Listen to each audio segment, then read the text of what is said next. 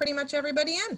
So I just want to go over a few things before we go to Facebook Live. So we're going to have Don and Brian Leydet take you through our tastings. Brian's going to be the more technical aspect of this, and Don's going to be the flavor profile person. So we're going to just start it off in a few minutes. I'm going to join in on Facebook Live and make sure everybody else is joined in, and I'll do an introduction, and then I'll hand it over to Don. So I'm glad everybody could join us. You can just, let's go ahead and start with Facebook Live.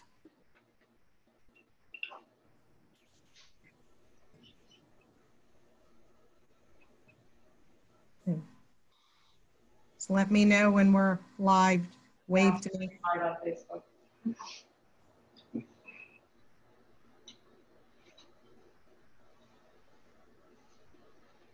Okay, we're live on Facebook. Okay, so Facebook is a little bit behind us, but we should see it. Yep, there we go. So welcome everybody. My name is Debbie Cavanis. I'm the alumni director here at the college, and I'm glad you've all joined us for this very special event, Bourbon 101, at SUNY ESF as part of our Alumni Weekend 2020. We've had a lot of things going on virtually, as well as a lot of recorded events throughout the weekend, so I hope that you've all been able to take advantage of that. What we're going to do is I'm going to hand it over to Don and Brian Leydet in just a few minutes. And then at the end, we're going to be taking questions. So if you have questions and you would like to share them in the chat feature, both on Facebook Live and on Zoom, just type it into the chat. We'll get to those later. We may not be able to answer everybody's question, but we'll do our best to get to them. So I am going to stop sharing my screen and hand it over to Don. Tell me what I'm on. Have you shared it? You're on, Don and Brian. Okay. All right. Yeah. So this should be. We hope this was fun. Thanks, Debbie. And this is being recorded, and we also have some detailed notes. And I don't know how Debbie wants to get those to you, but I guess if she can, you can email me. But so we have a summary of what we're going to go over. And then a lot of recommendations, and I have a lot of recommendations by different price categories. So that you don't necessarily have to. One of the questions we got in advance was, do you have to spend a lot of money to enjoy bourbon? Absolutely not. In fact, I think if you're spending a lot of money enjoying bourbon, that makes you a bourbon snob. So we're going to try to break some of the myths or explore some of the myths. My first thing I want to do is I want to show I should introduce Dr. Brian Leydet. And Brian is our epidemiologist. Brian is one of the key reasons why the college is still doing in-person learning as well as remote learning, and has been very involved with SU and with ESF and keeping us safe. And part of being safe is social distancing. So we just want to make sure that it's like when you measure trees, it's dead center to dead center. I think we're right at 6 feet, so we're safely distanced. And we took the mask off. We've had them on all day, but we took them off because it's just muffled, and it's going to be hard enough to understand us probably as we get cooking here. So we have a lot of stuff to cover, and some of this will be really elementary, but we hope it will also be more sophisticated. So we hope there's something here for everybody. And so what we're going to do is I'm going to give some summary points about some general questions about bourbon that I've been getting for a long time, since I was probably 15 or 20, I can't remember. And then we're going to talk about, Brian's going to go through a tasting, and Brian's palate is unusual. The way to put it is that I can't think of a bourbon that I don't like, whether they're 2-year-old or 20 years old or $10 a bottle or $1,000. I mean, I like them all. They're better than drinking water. Brian has a very sophisticated palate, and I wanted him to go through an example so that if you have a bottle there, and by the way, I hope you all got the bottles of bourbon that Debbie sent out earlier this week. We sent one to each participant, and it should have arrived by now. So I hope you can open that up, and we can use that for this tasting. So let's just talk about some general stuff first. And you might notice that whiskey is spelled 2 different ways, often with an E and often without an E. And so bourbon is a type of whiskey. All bourbon is whiskey. All whiskeys are not bourbon. Whiskey, when it's spelled without an E, that will be Scotch, Canadian, and Japanese. You will always see a no E when you talk about whiskey. For whiskey with an E, that's bourbon, and it's not just Kentucky bourbon, and it's also Irish. Bourbon is made from fermented grains, and what separates bourbon from every other type of whiskey is it has to be at least 51% corn. 51% corn. Now the rest can be malted barley, but it's typically rye or wheat. 51% corn. It can be 100% corn. It's not very interesting. Now, often you can look at a website, or often on the bottle, they'll tell you about the percents of each thing. And it's important what that other ingredients are, because it really affects the flavor. But let's first just want to briefly talk about, so Scotch whiskey has to be made in Scotland, and it's typically malted barley, and it's malted by using peat. And so the peat gives it that real smoky flavor, but not all Scotches have that smoky flavor. Japanese whiskeys are very similar to Scotch historically, but they're becoming a lot of them are becoming more like bourbon, because Jim Beam, one of the biggest distillers in the United States, was recently bought out by Suntory of Japan. And so they are incredibly serious about whiskeys in general, but also whiskeys that taste like bourbon. So Japan can make all the bourbon in the world, but they're not allowed to call it bourbon. So bourbon has to be made in the United States. It has to be made from at least 51% corn, and it has to be put into a virgin, never used white oak barrel. And so this is a really interesting thing for everyone at ESF who knows anything about trees. It doesn't have to be the white oak, Quercus alba. It has to be any white oak. And so Buffalo Trace and outside of Lexington, Kentucky is doing some really neat stuff. They're bringing in woods from all over the world, but especially Japanese white oak, which is supposed to be one of the neatest of all the woods in terms of imparting a really distinct flavor. So there are a lot of people that think it has to be Quercus alba. That's absolutely not true, but it has to be a white oak.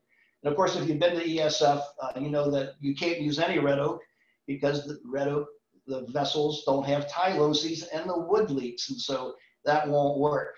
So not only do you have to use white oak, but the oak is charred. And let me get my stave here from one of my barrels. So the barrels are made out of these white oak staves. And after it's put together, it's toasted it's charred, not toasted. Toasted is an earlier process, but it's charred on the inside, and the charring levels go from 1 to 5, so very light to very intense. And it's that charring combined with the wood chemistry of white oak, as that bourbon goes in and out of that stave over 2 years, 10 years, 20 years, 25 years for Pappies. That's how you get those really distinct flavors. And you can't see it because we're not close enough, but there's a distinct line in the wood, in the stave. It's called the red line, which is how far that bourbon has actually gone. And here's something that's interesting and why Kentucky Kentucky makes 90% of all the bourbon in the United States. And it's not because I'm from Kentucky, because, you know, there are reasons to not brag about that, but Kentucky has a climate that is ideal for the best bourbon. And so you can make bourbon in Alaska, but it's not, the weather's not intense enough. You want really hot, humid conditions in the summer and cold conditions in the winter. So you're pushing that bourbon in and out of the stave. And the more that happens, and part of that is the number of years, but part of it is the dynamic weather. That's how you get those really great flavors. So those are some background points about a bourbon. Now, you might see other whiskeys. So close to bourbon in a liquor store, you might see something that is called wheat whiskey. So wheat whiskey is simply just like bourbon, but instead of 51% corn minimum, it's 51% wheat. And if you really like wheat whiskeys, Bernheim wheated whiskey is really a great whiskey. It's not that expensive. Rye whiskey is simply any whiskey that has at least 51% rye. And there are some great rye whiskeys out there. So bourbons can be heavy on rye, they can be heavy on wheat. And you can taste those flavors, because there really are some, wheat really gives it more of a light, smooth flavor. And rye, there's a spiciness associated with it. But if you really like spicy rye bourbons, then you should really try the spicy rye whiskeys. And Pikesville is one of my favorites, 110 proof, not a bad price. And it was second to all the whiskeys in the world a few years ago by an authority that Brian is going to mention, because it's a good starting point if you want to know which ones are the over 1,000 bourbons and whiskeys to try. All right, so you might have heard the term mash bill. A mash bill is is what's used to describe the proportion of corn, wheat, rye, whatever is in it. And you can often find the mash bills on the distiller's website. And a lot of places like Buffalo Trace, one of the most famous of all distilleries, they'll use two different mash bills. And so one will be heavy towards rye, one will be heavy towards wheat maybe. Four Roses has a bunch of different mash bills. And not only do they have different mash bills, but they have different yeast. And Four Roses actually tells you which yeast are the predominant yeast in their various bourbons. So you can get to the point in understanding bourbon to where it becomes more like school again and less fun. But the opportunity is there to really learn quite a bit about the components of bourbon. I should also mention another reason why Kentucky has such good bourbon is because you have to have water that's high in limestone. And the reason for this is that limestone will filter out, well, limestone is just the best water because it's not high in iron. And iron really ruins bourbons in the water. And so there are a lot of places where we're lucky in central New York to have lots of limestone, but Kentucky is really a limestone rich area. And so that's a really key ingredient to making, if you're ever thinking about making bourbon, you want to make sure you have really good water. And by the way, you can't make bourbon as long as, if somebody finds out it's illegal. So you can make wine, you can make beer, but you can't make bourbon, you can't make distilled products for a number of reasons. One is that it's a dangerous process. If you don't know what you're doing, you could blow up. And another reason is that the federal government can't collect excise tax. That's the main reason, really. So don't, if you do this stuff in your home, don't let anybody know about it. All right, so I'm trying to not cover too much details on the process, and hoping that the questions will generate which pieces of information are of most interest. But I wanted to talk a little bit about aging, because technically you can make a bourbon and age it only a week or only a day. It just has to be in a virgin white oak barrel. There's no age requirement until you start putting terms on the bourbon. For example, bonded. If you see bonded on a label, it means it has to be at least 4 years old, and it has to be a minimum of 100 proof. And so there's a lot of little things on the label. The wording it's pretty important because it affects the price and it will affect the flavor. There is no, everything you read and everything you taste, I can tell you there's no perfect amount of aging. That there are some great bourbons that are bonded at 4 years, and there are some crappy bourbons that have been stored for 20 years. In fact, a lot of Canadian whiskeys, so they're not bourbons, they're higher in rye. Some of those are stored up to 40 years. There's so much whiskey in Canada that they're often being used now for all kinds of blending with other types of whiskeys. So the age is really not critical, except I would say 2 years minimum, and ideally more if you have the chance. Before I get into some brief tasting explanation, before Brian does his tasting, I want to show you just a couple of things. I have a few of my bottles here, and I want to show you a few things. So so if you go to any of so I've been to a lot of bourbon tastings down in the Kentucky distilleries. And by the way, if you ever do that, first of all, carve aside a couple days and make sure you have a designated driver, because almost everyone, they start with their product before it's in the barrel. And this is what it looks like. So if it was 100% corn, it would be moonshine. And I had a lot of moonshine at the University of Kentucky from the freshmen in the dorm that I lived in for 4 years. And it is hot. The oak not only imparts flavor, but it really mellows the product. What is hot, Don? So hot in terms of bourbon, if you've had bourbon and if you've ever gone beyond the 80 proof bourbons, you know what hot is. I mean, it feels like somebody just dropped a torch down your throat. And so the best bourbons are those that are flavorful, but don't give you tremendous heartburn immediately. So this is an example from Buffalo Trace. It's called their White Dog. They don't sell much of it because their products are so good. Nobody wants to waste money on the unfinished product. But anyway, you try it at a tasting, and then they'll give you the Buffalo Trace, which is the exact same product, aged for 6 years or so. And then Eagle Rare, which is aged longer, which by the way is a great buy for typically around $38. It's one of the best at that price point. And then they'll age it even longer for their really, really special liquors, whiskeys like William LaRue, 17 years old. So this is what it would look like, very similar to moonshine. Now, there's a lot of stuff being sold that has words like, this is one of my favorites, so not that one. Jim Beam Maple or Jim Beam Cherry or Jim whatever. These are not bourbons. So these are liqueurs that are made from bourbon, but they're usually 30 proof instead of the minimum 80 proof for bourbon. And by the way, bourbon can go anywhere from 80 proof to 160 proof. I don't think I've ever seen it over 144. I've got one of those right here. This is the holy grail of all bourbon is George Stagg, because it's been in the barrel for 15 years and it is usually in the 120 to 140 proof. But back to, this is not bourbon. So now this is great for, I bring this out on the ice for ice fishing. It's great because you can drink it all day and it's just like, Kool-Aid. But you might like it. I mean, there's cherry flavor, all kind of flavors. But so when you buy these products, they're often next to the real thing. Always check the label carefully. And if it's really cheap, like if it's going to be half the price you expected, it's probably not bourbon. So let me talk a little bit about price, because this comes up a lot. So you can get a really good bourbon.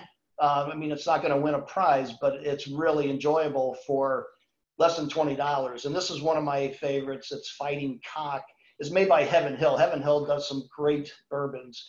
So this is very accessible. It's at most liquor stores. In Kentucky, you get it in a plastic bottle, I think with a straw, but it's really enjoyable. So there are a lot of really good bourbons in the $20 to $30 range, and either Debbie will provide that list that I've already prepared, and I'll be happy to take questions about those. Then there's a lot of bourbons that are selling now for about 50 to 60 bucks, and they're called foolproof. They haven't been watered down, and so the proof is going to be between 125 and about 145. These are my favorite bourbons because they really, really taste like the components that are in bourbon. It's not watered down. They're going to be more expensive, but on the other hand, you're getting so much bang for the buck, and they are so good. I like all these on ice. Brian might address that as well. So my list includes about 50 different bourbon recommendations. Some bourbons are hard to find, some bourbons are too expensive, but if you're looking for the ultimate expression, I think for the price, this is one of my favorites, is Booker's. And a lot of these come out different batches 2 or 3 times a year. So one batch will be slightly different than another. It's typically in the high 120 proof.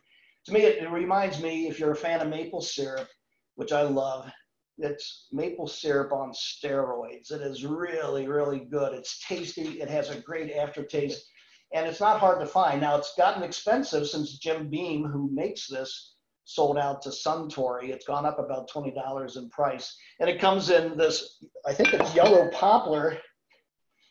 And I want to thank the Alumni Association for providing this new bottle to me for doing this. That's the reason I do these things, is for free bourbon. And so it's in this nice little container. I wish they wouldn't put it in this container because it's just something to get rid of, but it burns nicely. So, all right, so with that background, I'm going to turn this over to Brian Leydet, who is, I was fortunate to be the chair to hire him a few years ago. And his specialty is, he's really made a name for himself in the country on ticks. But I think he's forgotten about that because he spends every waking moment now on COVID issues. So I'm going to turn it over to Brian for a serious tasting exercise. And if you have a bourbon there, this would be a good time to get it out and to try it, going through Brian's process here. Thank you, Don, and I appreciate your invite here. I appreciate the Alumni Association for having us, and they also gave me a nice single barrel bottle of bourbon that we won't try tonight. But I really was, I'm not drinking bourbon for long. Don introduced me to bourbon. I was a big wine connoisseur, which got me my palate, I would say. And then I was never one to drink liquor, per se, except for gin and tonics. And then Don introduced me to this spread of how bourbons can differ in their taste. And they really do. And I think I've been drinking bourbon for about 3 years now. And it's been amazing. I've probably had over 70 different bourbons in these 3 years. And Don and I are ones to exchange bourbon, little bourbon tastings. But I wanted to take you into a tasting and how I taste bourbon or how I taste wine. And first, I think I'll introduce, Don kind of mentioned, there is a whiskey Bible, and that is Jim Murray's Whiskey Bible. This is a very cheap purchase on Amazon. It's $17. And every year, Jim Murray picks out his whiskeys and adds them to this Bible. And he adds tasting notes on how he tastes. It's a very easy read. It's fun to have. And if you're just getting interested in bourbon or whiskey, it's a good thing to have on the counter. So if you're interested in, you're new to bourbon and you're new to whiskey, how do you taste? Well, it's a couple of different ways. And what I did tonight was try to show you when you taste a bourbon, I like to taste it comparing to something else, very similar, and to taste the differences. Because, if I say this is a young bourbon that's only been in the oak for 4 years, what does that 8-year oak taste like? We'll taste them separately and see what it tastes like. And I brought 2 very affordable bourbons. One is an Evan Williams Bottled in Bond, which Don mentioned. It's 100 proof. This is $17. It is 4 years under government supervision. And then I bought its older brother, I would say, Evan Williams Single Barrel, which is bourbon from a single barrel. This is 8 years. And it's $21, which is a very affordable price for something that sat in oak for 8 years. So what you can do is you can really taste the difference of how bourbon or alcohol transforms from, Don, can you hand me the Buffalo Trace white? Yeah. Transforms from clear white moonshine or liquor to something that has a really deep color as it ages. And the older you get, usually in bourbon, you see a very deep color change. And I don't know if you want to hold the Stag up or the Bookers, but you should be able to really see a difference in your color here, that the older it gets, the darker in color it gets. So when you put it in a glass, you should see these differences. Not only does it take in the characteristics of the oak, but it changes its sugar profile, changes its taste profile. And what I'm going to do is I'm going to pour the $17 Evan Williams here, which probably comes in a plastic bottle outside of New York. But I mean, just a great easy buy, 100 proof. And here's a snifter glass, so it gives you a really good idea of color and smell. And you don't have to drink a lot. If you're a new bourbon drinker, I suggest adding an ice cube. Some people are snobs, but you know what? How you like your bourbon is okay with me. Even a splash of water can help open up the aromas to you. But you add this to the glass and you can look at it. And again, you look at the color, and the lighter the color, the less it's been in a barrel. Again, buy 2 cheap ones that are 4 years apart and say, oh, well, that's much darker. This is much lighter. Take a nose. You swirl this around. You can get the aromas coming out. And you smell it like a wine. Some people are like, well, why are you smelling a $17 bottle of bourbon? Well, this is a good $17 bottle of bourbon. And you smell it, and it doesn't smell very alcohol. You don't smell the ethanol up front, like some of the other bourbons, despite it being 50% alcohol. Which means I feel like it's going to be good going down the throat here. So you smell it up front. Okay, it's not too overpowering, and then you take it into your mouth. And people talk about the tongue and where you feel tastes, and I'm not picky like that. I like to taste the front end and then the back end. Maybe one day I'll be on the sides and the top, but again, for new bourbon drinkers, taste the front end, taste the back end, and give an idea of what you taste. And everybody tastes bourbon differently. So as a traditional wine drinker, I'll bring air into my mouth as well, because air really opens up bourbon. This bourbon, if you taste it, you taste sweetness up front. Despite it being 50% alcohol, it doesn't burn. It's not hot. It doesn't coat your throat. It doesn't like, it's not like you're taking a sriracha pepper down the mouth. It's very smooth. It's very sweet, which usually means the bourbon has not been in cask very long because the sugars are still there. They haven't converted to ethanol. And it's just a really easy drinking bourbon. This was a blind tasting Don gave me one day.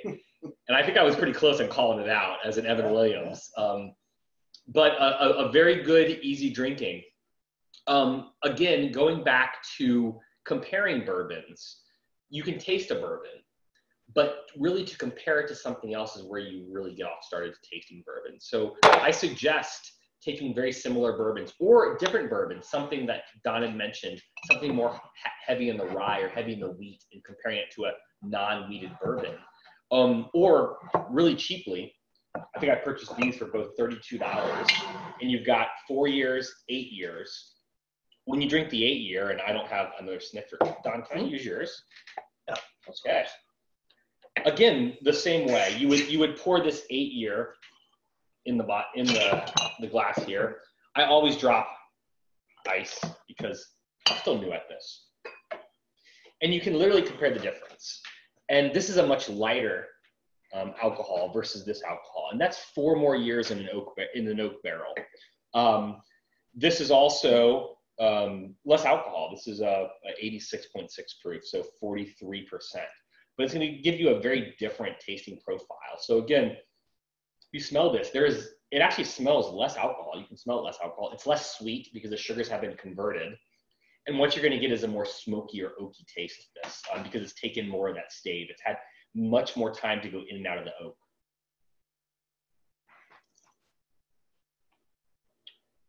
And again, I mean, I would just say this is a different type of bourbon. It's very comparable to as bourbons age, what they taste like. So the difference between a traditional Jim Beam versus a Booker's, despite them being from Suntory being distilleries, you see the difference in the age you have in the oak barrel. So you don't have to buy $80 bottles. You can buy a $17 and a $21 bottle and do a really good tasting and have 2 good bourbons to drink with friends or colleagues. They'll last at least a couple nights. Right, yeah, it depends on how often you drink them. I mean, and again, I would say to new bourbon drinkers, and I'm one of them still, I think. I don't drink bourbon straight. Now, if it's an expensive bottle, I will try it straight. I'll pour it in a snifter or a rocks glass and just give it a quick try neat, as they would call it. But then I'm eventually going to add an ice cube and a splash of water because I'm not a snob. And I like them for their taste, and we all like our bourbons differently. Great. Is there anything else you want to cover with the tasting? I don't know. Did I miss something? So, let me know. Let me know. No, so if you look at, if you go to a website for any of these bourbons, they'll describe them with the nose and the palate, and the flavors that are typically mentioned. It's really kind of neat, and this is why I love bourbon, but I don't think I could tell you that so vanilla is very common, honey's common, caramel, brown sugar, burnt sugar, maple syrup, corn, caramel, toffee. Those are all common descriptors. Cinnamon, dried fruits, oak. Well, it better taste like oak. That's the purpose of bourbon. Sure. Molasses, mint, black licorice, clove, leather, tobacco. I think it's Rockland. It's another one from Kentucky. They describe it as burnt tobacco. That's even better if you like tobacco. Oranges, baked apple, apricot, wheat toast, red berries, honeysuckle, walnuts, and flowery. So those are some of the adjectives that are typically used by people like Jim Murray, their whole life is based on tasting whiskeys. What a tough life. And I think the taste really is to the person, right? I mean, when I look at both of these, I taste sugar. This is more sugary. This is a more pronounced maple, I would say. It's a better. It's a less unprocessed sugar. And then the oak comes out. I really like when the oak comes out. And if you try something like Angel's Envy, there when they're tried in different types of barrels, like a sherry cask barrel, you can get some imparted of wine or different types of things. And there's a lot of breweries, especially local breweries, going towards these more nuanced bourbons that impart just a different flavor. And just like wines, they can taste all different. And I just say, don't be intimidated. There's a lot of good bourbons at very cheap prices, and you don't have to buy a $70 or $80 bottle. You can get something good for $21 or even under $20 to get you into bourbon tasting. So Brian mentioned Angel's Envy, and if you do a web search and you say top 10 bourbons, Angel's Envy often comes up. And here's why it's unique. I personally don't like it. That's why this bottle is probably 6 years. I opened it 6 years ago, and I rarely have a bottle more than 2 or 3 weeks at a time. Angel's Envy, like a lot of other bourbons, are finished in a different type of barrel. It has to be put into a virgin white oak barrel to be bourbon, but after that, you can finish it in any other barrel. And so Angel's Envy is finished in port wine barrels.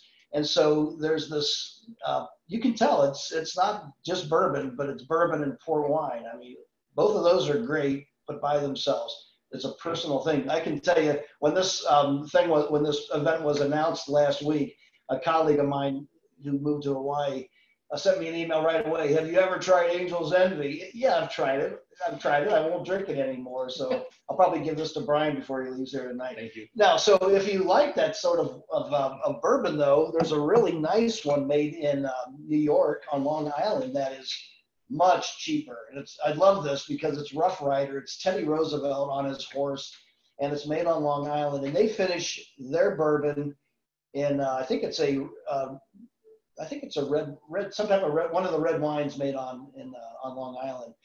There are other types of barrel finishes. This is a wild turkey I got a few years ago as a gift and from the department. And this is a wild turkey finished in a sherry cask. And so that has a different flavor. These are expensive. I mean, I would rather buy 5 bottles of inexpensive bourbon than 1 bottle of this, but it was a nice, thoughtful gesture. But before you go on, Don, I don't want you to tout yourself here. So I'll pull out St. Lawrence Spirits, which is a local. It's a New York distillery. And this is Kentucky Sun Straight Bourbon Whiskey, and this was named after our own Dr. Don Leopold. So if you want to buy a local memento, that's a decent drinking bourbon, I might add. Is this, and it's local. I have my own. It's on my counter, and most of my colleagues don't even know about this. So, but he's on here, Don. So St. Lawrence Spirits, they're making not only good whiskeys and good bourbons, but a lot of good gins and vodkas, and they make 3 absinthes. Absinthe is such a neat drink because it's so botanical. There's over 20 botanical elements. And it's strong. It's 130 proof, and it comes in green or white or red. And it's sold all over central New York. It's based outside of Cleveland, New York. And this one that the owner, Jody Garrett, named for me was because I helped him with the idea of developing a gin, making gin, because he's got so much common juniper, and he's got other junipers up there. But this is only 2 years old, and it's got the usual corn, at least 51% corn, and it has rye, but it also has malted barley. So a lot of people are now using malted barley in their bourbons, and it has a really distinct flavor, and it actually makes it more flavorful at 2 years than a lot of bourbons without that at 4 years. There's another good, there are some good bourbons in New York. Hudson Baby Bourbon is the most famous because it's the first. A Widow Jane, which is technically made, the bourbon is made in Indiana, which makes some great bourbons, right? It's because it's close to Kentucky. And they ship it up to New York to be watered down by water from the Widow Jane mine in the Catskills. And it is really, really good, but it's really expensive. It's $70 to $80 a bottle. So this is another one from the Finger Lakes region, Mackenzie. We're not promoting, we have, unfortunately, no one ever gives us free bourbon. So we're not getting any, but these are just examples. You can find good bourbons. Breckenridge out in Colorado makes good bourbons. Balcones in Texas makes this baby blue corn bourbon, which goes down. It's like silk. It's actually too easy to drink. So there's a lot of really great bourbons out there. Virginia, John Bowman, it won the whiskey of the year, not just the bourbon of the year, but the whiskey of the year a few years ago. So, you know, this idea that you have to find a Kentucky bourbon and you have to pay $50 or more, go ahead and do it if you want, but you don't have to. So that's all I wanted to cover. Brian, you wanted to say anything else? No, I think it's just, you know, I've not done this for as long as Don has, and I've enjoyed it. It's a learning process. It's fun. So I think we take questions. Yeah. I'd be happy to take questions for the next 15 Right, I'm going to jump back in here then, guys. So thank you. I got a lot of shout outs from all across the country, which is nice. Everybody from Wisconsin to Delaware to Montana. The Long Island people appreciated that shout out from you, Don.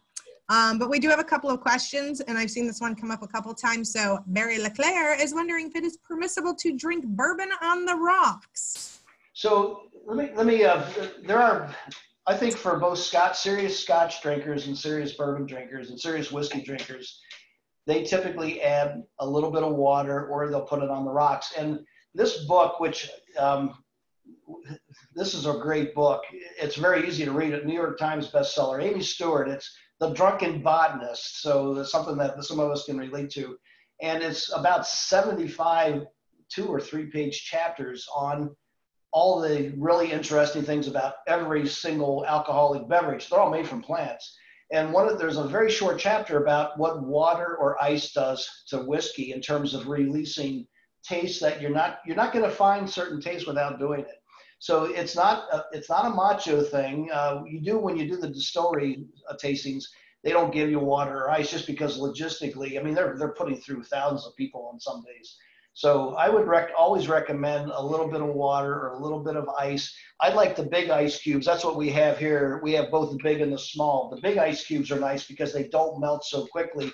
The smaller the ice cubes, I have a nice ice machine up in that I have access to. It's almost like a snow cone. So in fact, that's a great Kentucky snow cone is bourbon on top of crushed ice is great, a great dessert. So yeah, absolutely. I mean, you should enjoy it. There's nobody, if you go to a restaurant and if you decide to pour your coffee into your bourbon, nobody's going to slap you for doing that. I mean, enjoy bourbon however you enjoy it.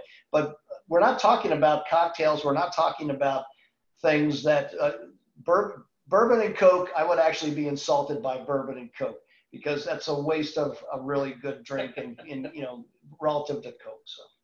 And I would say that, like Don, it's like drink bourbon how you want to drink bourbon. Bourbon and Coke, yes, I agree. You're overpowering some sugars from Coke, but to add some water, to add some ice cubes, there's nothing wrong with it. It imparts a different type of taste and flavor, and as long as you're enjoying it, that's all that matters. I like that answer. So we have a more technical question. Is there a particular white oak that produces the best barrel? So this is something that Buffalo Trace is spending probably more time on than any other distillery. They're using different white oaks in the United States. They're using different white oaks from around the world. I should mention that I've been thinking about all this a lot because I'm writing a book with 2 colleagues called Bogs, Bourbon and Beer and Other Wetlands and Drinks Along the Way. And so I just recently finished the whiskey chapter. And the information about the wood is really, really interesting, especially relative to whiskeys. There are really great, besides white oak, trees that grow on really, really dry sites like the chestnut oak in the Pennsylvania Ridge and Valley region. There's a reason to think that that oak is going to taste different than white oak grown on a less stressful site. And so that's this issue about the Japanese white oak is growing on incredibly difficult sites, and it's so slow growing and it's so dense that it's really favored by people who are really connoisseurs about whiskey in general, that the Japanese produce some of the best whiskeys in part because of the Japanese white oak. And by the way, most Japanese whiskeys and most other whiskeys in the world used bourbon barrels. So the best scotches in the world are based on putting that material in a used bourbon barrel. And it's often Maker's Mark, by the way. So the bourbon's the only liquor, the only whiskey that I know of, that I can think of, that has to be a virgin white oak barrel.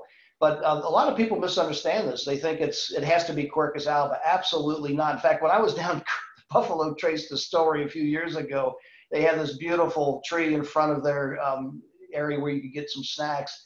And they had it labeled as white oak. This is the white oak used for barrels. And it was Quercus bicolor, the swamp white oak. It drove me crazy. So I'm waiting to play that card on them at some point. But anyway, any white oak is fine. And I know nothing about trees. It's not what it attests to. But not only trees impart that, but the corn as well. Yeah. How they select what corn they use. They'll go to certain growers and say, look, this corn is what we want to use. And different types of corn will impart different flavors because corn is so important in the mash bill. Thank you. Another question. Somebody had any thoughts on wild turkey American honey? So American honey is another example. It's the same thing as not the Jim Beam Black, the Jim Beam Maple. So that is not a bourbon. It's a honey liqueur made out of bourbon. It's fine. It tastes good, just like Fireball tastes good. But if you're looking for a good bourbon, a real legit bourbon, it's not legit bourbon. Wild Turkey. So I went to the Wild Turkey distillery a few years ago. It's amazing. 30 warehouses, 500,000 barrels of bourbon, each one holding 252 bottles. It's incredible to see this scale, and the tasting is so much fun. And Wild Turkey, one of my favorite of all bourbons in the world is Rare Breed. Yep. And Rare Breed comes out at about 111 to 113 proof. It is so well done. Now, years ago, Wild Turkey was simply too hot. In fact, that Fighting Cock I showed you was made by Heaven Hill to compete with Wild Turkey 101. But Rare Breed is really great. So is American Spirit by Wild Turkey. So this is the thing about these distilleries. If you think you know what a bourbon tastes like from any distillery, you don't know that until you've had every one of theirs. And so for Buffalo Trace, that's like, they make all kinds of stuff that doesn't have the word Buffalo Trace on it. Like Pappy's is a great example. So you really have to select, you have to really try a lot in order to really appreciate what that distillery can do. Wild Turkey's great, Buffalo Trace is great. All right. Somebody mentioned Pappy's in a later post, so I'll get to that one. But somebody asked, Christopher Dunn asked, are there some producers that add coloring? I know Brian was talking about the specific color of the bourbon. So are there this is Christopher Dunn, who's now at last I heard was at the Cornell plant, or now Botanical Gardens as director. Congratulations on that position. That's really amazing. You can't add color to, when you start adding color and other things, it's no longer a straight bourbon. It becomes other things. There are other names. That really beautiful color of George Stagg and Booker's, that's legit. When you see something that is the color of a dark maple syrup, that is going to be one flavorful bourbon and probably pretty strong. And I'll add history here is that was one of the reasons they went to bonded bourbons, is that people were cutting it with tobacco and to give the dark color. And they said, well, this is not true bourbon. And they said, well, we're going to need to make it government controlled to make sure what is imparting the color is true oak staves. And that was the bonded and, bottled in bond for bourbons back in the 1800s. So here's the question about Pappy's. Shout out to Danielle. So she said, do you have a cheaper alternative to Pappy's? She said, there's a lot of alternatives. I would not. I've had lots of opportunities to have. We've had our name in at various local liquor stores to get, to buy that bottle of Pappy's for $500. That's ridiculous. Why would you do that? Weller's is really good, and Weller's there's all kinds of versions of Weller's. Weller's is basically Pappy's that hasn't been aged for 25 or 20 years. And so they're going to be more in that $28 to about $38 range. They're hard to find because people want that substitute for Pappy's and they have trouble finding it. But that information is on these notes that I sent to Debbie to disperse afterwards. Larceny is another. So these are, the Pappy's is a high wheat bourbon. So Larceny, $27, not bad for the substitute. What else comes to mind? Well, Larceny now has a cask strength. So Larceny cask strength. When you see the word cask strength, it means it has not been diluted, and they'll be between 110 and 130 proof. They can be on either side of that, but it's really, really good. It's what is that? 50? I think it's running $50 a bottle now. So there's a lot of good alternatives to Pappy's. don't get sucked into that unless, you know, if you've got that kind of money, it should be coming to the college. Don't spend it on patties. I like that. I agree. So trying to take it a little bit more local, somebody's wondering if you have any recommendations from the Finger Lakes products. There are a lot of distilleries in the region. Yeah, so Mackenzie's is just one example, but as you explore these, what you want to do is so a lot of these places are using smaller barrels, and that's what they're doing at St. Lawrence Spirits, because a smaller barrel, so these would be, instead of the big, the 55 gallon barrel, it's a smaller barrel, and so you get more surface to liquid contact. Just make sure that it's aged as much as possible, and try them. And you know, if you like a bourbon from any of these other places, regardless of the details, enjoy it. I mean, it's silly to get hung up on expert opinion on things when it's a taste.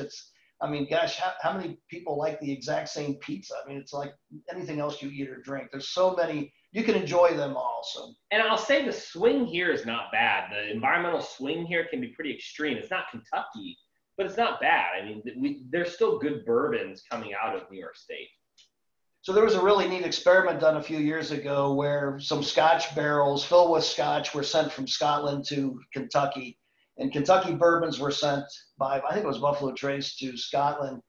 And the products that were aged in a different country, they didn't compare to that exact same, everything identical except for the location.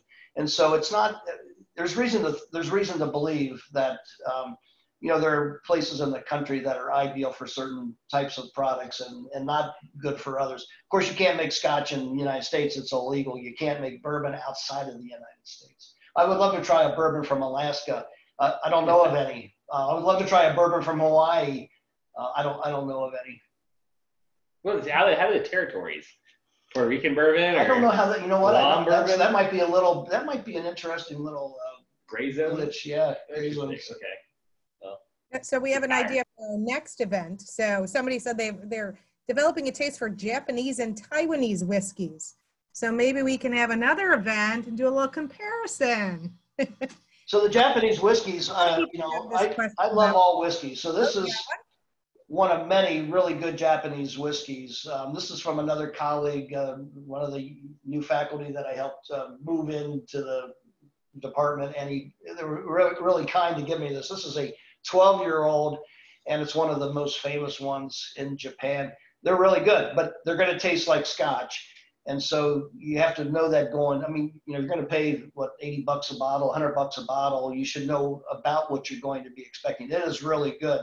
But you know, as I say in this chapter that I recently written, I've had a lot of stuff to drink over 60+ years, and I've had colleagues who were real Scotch snobs. I mean, incredible Scotch snobs that will drink 25-year-old Macallan. When they have Kentucky bourbon, they typically switch because of taste primarily, but also because of price. And so it's amazing. I mean, I don't sell anything over anything else. I mean, I just like it all. So it's just really neat to see people who have developed these tastes and they think they found their niche. When they find bourbon, they really get pretty excited about it. All right, and I know I've seen this a couple times. Bourbon cocktails. What do you think? What's your favorites? Well, so my favorite bourbon cocktail is a bourbon slushy, and I think I know it by heart because I've made it so often, but especially for Christmas. But it's a can of lemonade, a can of orange juice, a cup and a half of sugar, 2.5 cups of bourbon, 9 cups of water, and 5 tea bags, and you put it all together. Take the tea bags out, and you freeze it. And I mean, I would be happy drinking nothing but sweet drinks the rest of my life, but they're not as healthy as if drinking 3 or 4 glasses of bourbon is healthy. I don't know if that is either, but there's so many. Bourbon is the basis for some really good drinks like Manhattans, although rye is also a favorite of many people. But do you have a favorite? Straight bourbon. I want to try this slushy he's got going on here, but I'm still new, and I don't cut it. I mix it with water. So we did have a question about a mint julep. Is that? Oh, so mint juleps that's the quintessential drink of Kentucky. Or Louisiana. Oh, really? I didn't know that. So, I mean, I grew up in Kentucky and watched the Kentucky Derby every year. And, of course, I mean, it's bourbon and it's It's sugar. It's really sweet, and it's mint, and it's good. But you know, again, it's watered down. It's not as watered down as slushies where, you know, you're getting bourbon, but it's mostly all the sugar. So Well, you can drink it at 10 a.m. and that's true, yeah. And then, I mean, in Louisiana, sugarcane, it was a huge thing down there. So on the plantations, that was a big drink. I didn't realize that. I thought that was a Kentucky thing. So. No, well, you know, it's just the South in general. All right, so we're I'm going to drink at 10 a.m. I'm going to drink a Bloody Mary, not a mint julep. So we're going to go back to the tree species. So someone's asked, what's the species of Japanese oak is the most promising for barrels that was mentioned at the beginning? It's a Latin name that I don't recall. So it's not anything you would see outside of Japan. But I know what it is. It's Mongolica. It's Mongolica. I should know that just like that, but it's Mongolica. And it's probably like a lot of these trees in East Asia. They're not only in Japan or only in East China, but they cover, you know, much bigger areas, which is where the Mongolica comes from. Yeah. So we're coming up on 6 o'clock. Actually, we're at 6 o'clock. So I'm going to do 2 more questions and then give you guys an opportunity to say goodbye and let everybody shout out and thank you. But I like this one. So does bourbon continue to age in the bottle if it is unopened? No, absolutely not. So the only thing that happens in the bottle, which is why I like to drink it as fast as I can, is it evaporates. So, and now you can bottle bourbon. If you find a bottle of bourbon stashed behind some secret place, which people have 10 to 50 years later, it'll have a little water loss due to evaporation. But there's no aging once it's out of there's no aging once it's put in the barrel. I mean, there's no additional proof. What happens with the proof is that the proof will keep on getting stronger and stronger because more and more water, you know, the angel share starts evaporating. So that's how you get these, you know, the bourbons that are 125 to 140 proof. They have to be old in order to chase that water off out of the barrel. Okay. So David has one that's 37 years old. David, just go ahead and drink that. Yeah. Please. Or send it to Brian and me because we can actually test things to make sure they're safe. So. So Patrick asked, do you think that climate change will alter locations suitable to making good bourbon? It's a good question. So, you know, bourbons it's the dominant of the oak hickory forest, the central hardwood forest, which is situated dead center of the Midwest. Climate change is supposed to shift that to the north. And it can also shift the southern species, like live oak is a white oak. It's not used for bourbon barrels that often, but it could shift it to the north. So it's going, you know, whatever happens as it plays out, as species are shifting, there's always going to be those oaks somewhere in the United States. I don't think we're ever going to lose white oak. White oak has this tremendous range from basically just South Ontario all the way down to Florida. So it might shift things a little further north, but there are plenty of places for these trees to move around, you know, over time. But realistically, that stuff's going to happen. I mean, that's, you know, quite a bit down the road. So I lied. I'm going to do one more question because it's going to give your book a plug. Somebody wants to know when your book is coming out. So this book, Boggs, Bourbon, and Beer, the three of us have been working on this for about 120 years together collectively. But the writing part, I'm done with my part. I'm waiting for the third of the 3 co-authors to finish. It's with Ralph Tyner and David Cooper. Ralph Tyner is one of the premier wetland scientists in the world, actually. And we've been spending a lot of time together once a year, going to wetlands and working on wetland issues, but also in the evenings, talking about our favorite stuff to drink. And so it's been a really fun book project. And Ralph wrote the section on beer, which if you're a beer fan, I think it's really, really well done. And we're waiting for the chapter. Wine is actually more difficult to write about than whiskey. So, but anyway, we're getting there. It's probably not going to come out. We're hoping to submit it to somebody the end of this year. And then, you know, the book production process is so painful. It's probably 2+ years out. So. All right. Well, everybody will be watching for it. It'll have lots of pictures, and we won't have any free samples in it, though. So. So I will say we have a lot more questions that we won't be able to get to. So maybe this is something we need to do again. You guys seem to have a lot of knowledge and wisdom to share with everybody. So I thank you for coming. To everybody that is on our Zoom group and our Facebook group, we'll be sending out Don's recommendations to everybody. If you're on Facebook, if you can email us at alumni@esf.edu. That way we can have an email to send you the recommendations. And somebody has asked for your slushy recipe, so maybe I can get that out of Don before we send it out too. Absolutely. So I'm signing off for me. If you guys want to say goodbye, more than welcome to before we close this out. Thank you again. Yeah, thank you for the interest in doing this. Without your interest, it doesn't happen. So look forward to doing this again. Thanks. Cheers, Thank everyone. you, Brian. Thank you, everybody.